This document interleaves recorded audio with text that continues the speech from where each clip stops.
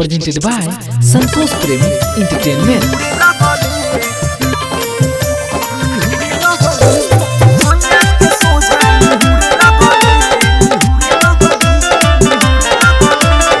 Music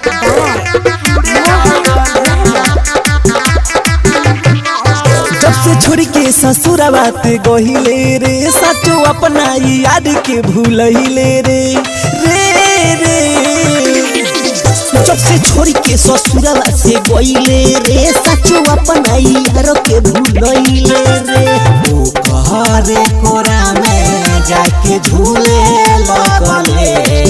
जब से सोया के साथे निहुरे लगले साचो रे रोनिया तुरे लगले जब से सोया के सोझा निहुरे लगले साचो रे रोनिया तुरे लगले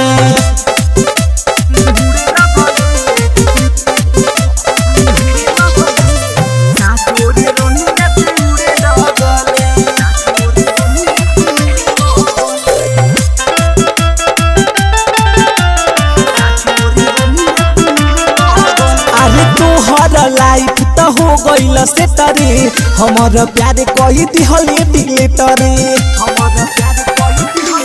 रे रे तोहर लाइफ तो हो गईल से तरे हमारा प्यार कही दिहले दिले तरे छीन ले चैना बनैले पगले तरे गइले भुलाई जैसे खाके चॉकलेट रे ओ कहरे खातिर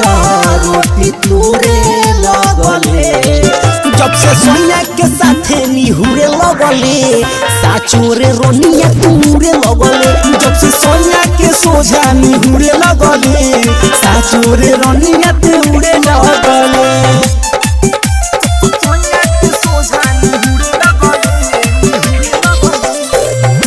Presented by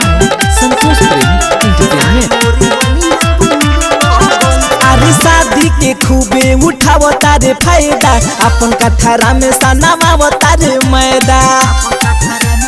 रे पगली रे शादी के खूबे उठावता रे फायदा अपन कथारा में सनावता रे मैदा सोसी सहारा के दिलावा के तुरले कहता नी ठीक नहीं बाटे तोहर कायदा सोनी कुमार यादव से मुहावा मोरे लगले जब से सोया के साथे निहुरे लगले साचो रे रोनिया तुरे लगले जब से सोया के सोझा निहुरे लगले साचो रे रोनिया तुरे लगले जब से छोड़ के ससुरा बात गहिले रे साचो अपना याद के भूलहिले रे रे रे जब से छोड़ के ससुरा से गइले रे साचो अपना यार के भूलहिले रे ओ कहरे कोरा में जाके झूले लगले जब से सोया के साथे निहुरे लगले साचो रे रोनिया तुरे लगले जब से सोया के सोझा निहुरे लगले साचो रे रोनिया तुरे लगले Tarjan Recording Studio.